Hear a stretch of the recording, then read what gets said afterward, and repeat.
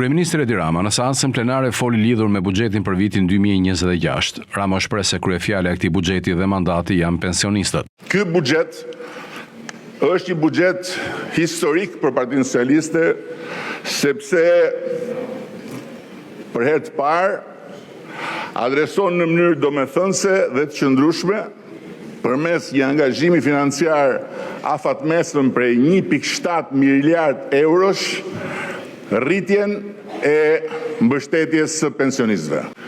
Sa më shumë do thuhet që ne nuk po rrisim pensionet, aq më shumë pensionistët do të binden se nuk ka asnjë alternativë tjetër në Republikën e Shqipërisë për ta dhe për niprit dhe mbesat e tyre përveç Partisë Socialiste të Shqipërisë.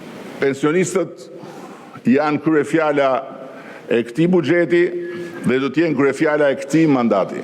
Nga ana tjetër, kryeministri foli edhe në lidhje me rritjen e pagave, ku tha se nga janari 2026, paga minimale do të bëhet 500 euro. Një tjetër zotim i dhënë në pranverë dhe që mbahet në këtë buxhet është rritja e pagës minimale që qysh prej janari do të jetë 500 euro dhe do të jetë një pagë që do të vazhdoj të rritet brenda mandatit 4 me objektivin ambicios që deri në fund të këtij mandati paga minimale në Shqipëri të jetë 700 euro.